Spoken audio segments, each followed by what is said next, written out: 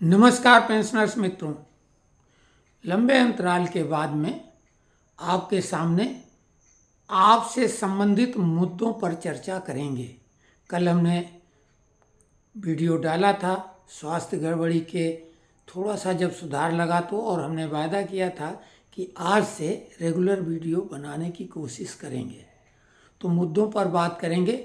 हम देख रहे हैं कि अब काफ़ी शांत हैं यूट्यूबर और जो भी सोशल मीडिया प्लेटफॉर्म पे हैं। केवल डीए को गाहे बगाए 4% की सरकार द्वारा घोषणा, कुछ इस टाइप की खबरें जरूर आ रही हैं और वो बातें होती हैं राज्य सरकार के लिए, कहीं इस राज्य सरकार 4% डीए डिक्लेयर कर रहा वगैरह वगैरह। तो पहले तो डीए के बारे में ही बता दें कि बहुत पहले हमने बताया था कि जुलाई से 3% डीए बढ़ेगा। इसकी घोषणा सितंबर के अंतिम सप्ताह में हो जाएगी, जैसा हमेशा होता रहा है। दशहरे का बोनस और डीए एरियर साथ में मिलता है। 3% डीए वृद्धि तय हो चुकी है, वो घोषित की जाएगी। तो डीए पर और कोई किंतु परंतु नहीं कि 4%, 5% कन्फर्म हो गया है। 3% जो कि हमने 1 मार्च को ही बता दिया था। एक बात अच्छी लगी कि अब लोग ये बात तो मानने लगे कि हमारी कही हुई बातें सत्य होती हैं, और कई लोगों ने फ़ोन करके भी बोला और कमेंट्स बॉक्स में ज़्यादातर लोगों ने लिखा।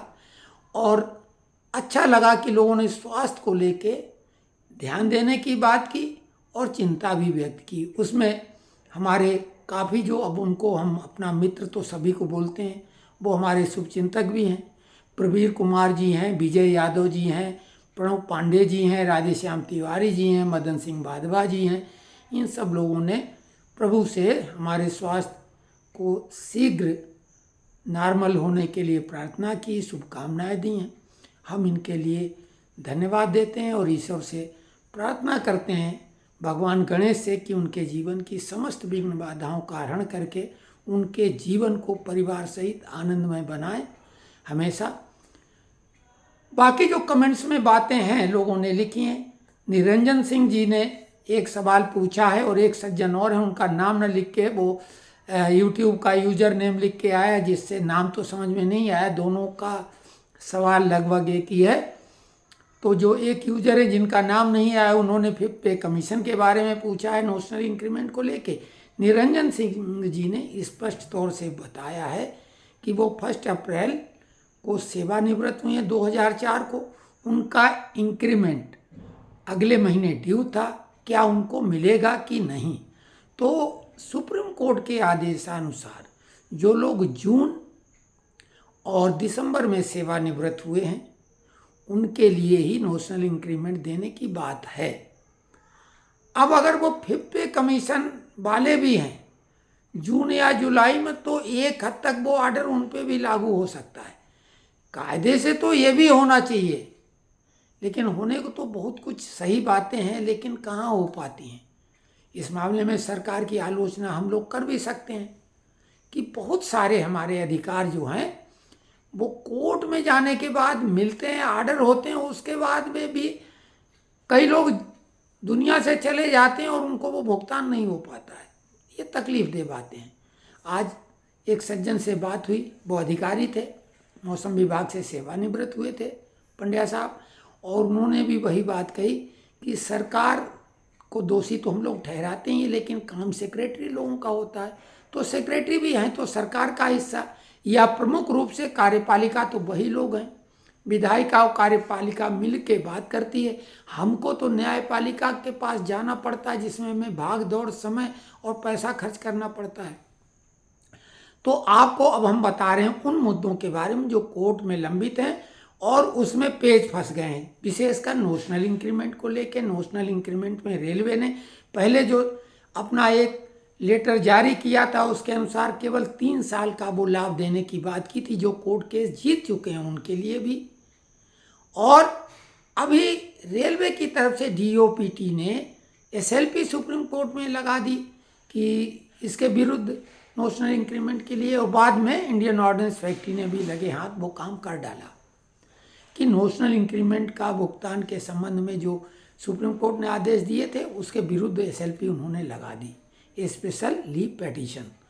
तो आपको ये बता दें, भले ये लगा रहे हैं, हालांकि अब ये सरकार की बिना मर्जी के तो नहीं होगा, और इस मामले में सरकार के हम समर्थक हैं, बहुत मतलब एक बड़े समर्थक हैं, कट्टर तो नहीं कहेंगे, बड़े समर्थक हैं।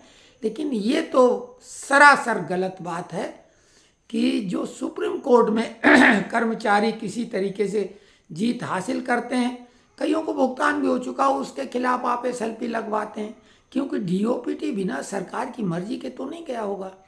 लेकिन आपको ये हम आश्वस्त कर रहे हैं अपने अनुभव के आधार पर कि वो SLP खारिज हो जाएगी, और अगर होगा तो पहली ही पेशी में जो हम लोग हैं यानी पेंशनर, उनके हक में ही फैसला आ जाएगा। चिंता की बात नहीं है। हम लोग जो दावेदार हैं, अभी तक तो सेंट्रल गवर्नमेंट वालों को कैट में और स्टेट गवर्नमेंट वालों को हाई कोर्ट में जाना पड़ेगा। जो भी दावेदार हैं यानी जून और दिसंबर में सेवानिवृत्त, जिनका इंक्रीमेंट अगले महीने ड्यू था, यानी जून वालों का जुलाई में और दिसंबर वालों का जनवरी का, वो हकदार हैं। सेंट्रल गवर्नमेंट वाले कैट में जाएं और स्टेट गवर्नमेंट वाले हाई कोर्ट में जाएं तो उन्हें भुगतान मिलेगा। और अभी तक के हिसाब से पूरा इंक्रीमेंट रिटायरमेंट के डेट से ही मिलेगा। हालांकि रेलवे का पहले तो आदेश 3 साल का था और बाद में तो वो उसके विरुद्ध ही चले गए। बिल्कुल निश्चिंत रहें, आप केस तो जरूर लगाएं, थोड़ा पैसा लगेगा।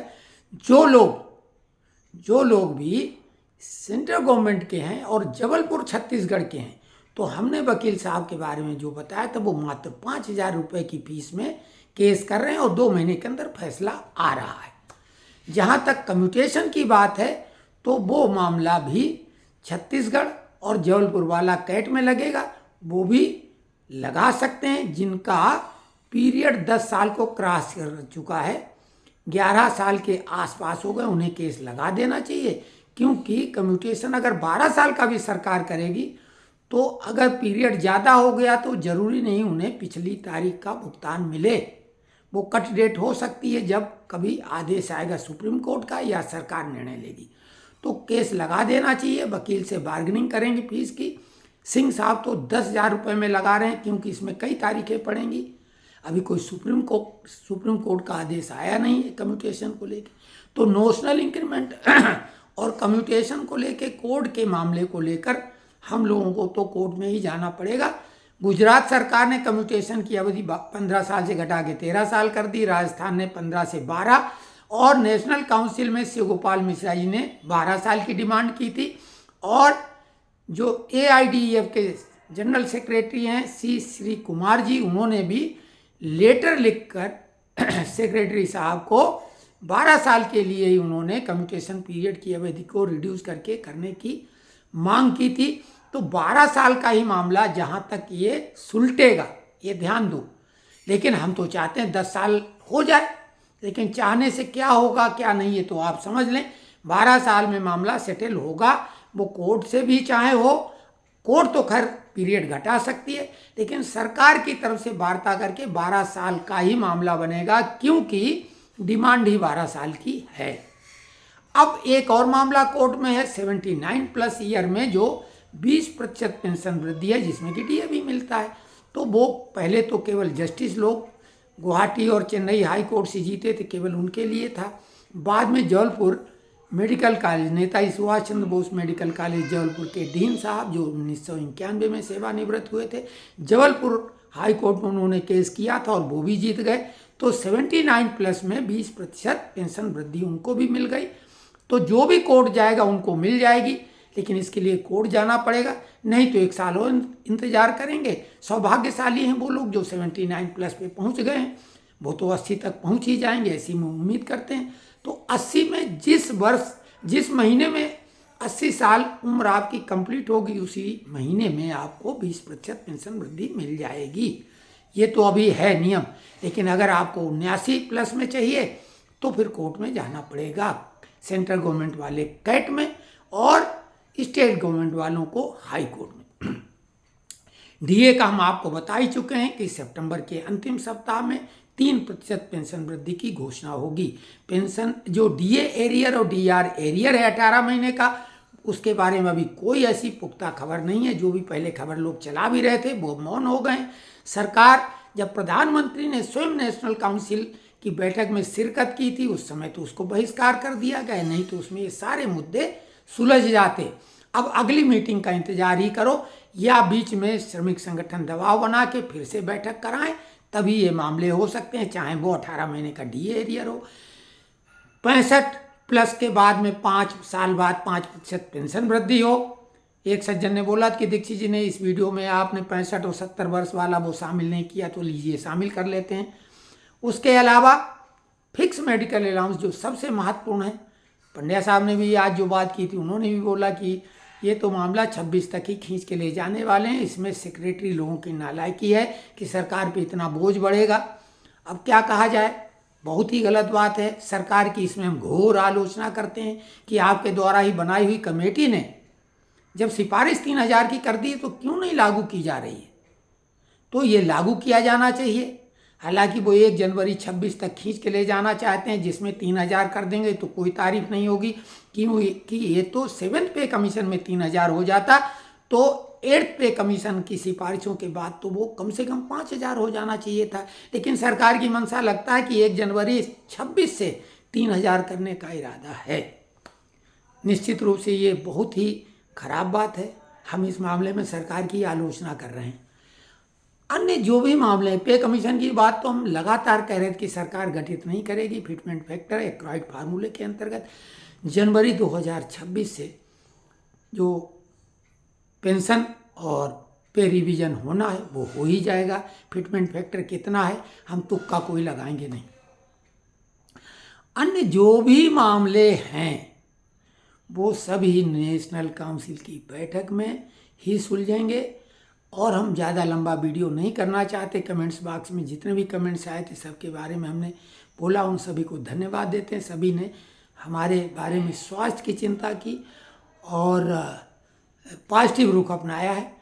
आज लाइट भी नहीं पूरी तरीके से, केवल इन्वर्टर पर एक बल्ब जल रहा, उसी में वीडियो बना रहे हैं वायदे के अनुसार। और स्वास्थ्य आप देख रहे हैं हमारी आवाज़ से और हाव भाव से कि अभी भी पूरी तरह से सही नहीं है, लेकिन ठीक है, गाड़ी चलने लायक हो गई है। और जब तक चलेगी हम कोशिश करते रहेंगे कि अगर एक व्यक्ति का 1% भी लाभ हमारी वजह से हो पाएगा तो हम मानेंगे कि हमारा ये YouTube चैनल सफल हो गया है। हम नहीं चाहते, क्योंकि हमने तो अब जो लोगों का एक मानना था कि ये चूँकि एड आ रहे हैं, एडवर्टाइजमेंट आ रहे हैं, चैनल तो मोनेटाइज हमने करा ही लिया था, तो लेकिन हमने बैंक खाता जोड़ा नहीं था, हम पैसे ले ही नहीं रहे थे, कोई बहुत बड़ी रकम नहीं थी। लोग बोले थे पैसे लो, डोनेट करो, तो इतने बड़े दानदाता तो हैं नहीं कि उतने छोटे से रुपयों से किसी को हम दान दे देते। तो कुल मिला के हमने वो ऑफ कर दिया है मोनेटाइजेशन सिस्टम। चाहे तो ऑन कर देंगे तो एड आने लगेंगे। अब एड आपको नहीं देखने पड़ेंगे, सीधे वीडियो देखो। और अब हमारी दम फूलने लगी है, सांस थोड़ी वैसी लेने में दिक्कत हो रही है। हम यहीं पे नमस्कार करते हैं और कल तक सब कुछ सामान्य रहेगा। तो आज जो आप कमेंट्स करेंगे उसके बारे में हम आपको कल डिटेल सहित बताएंगे। आज से हमने सिलसिला कल के वायदे के अनुसार शुरू कर दिया है। तो जय जय सिया राम। भगवान गणेश सारी विघ्न बाधाओं की हरें, हमारे साथ आप सभी लोगों की भी।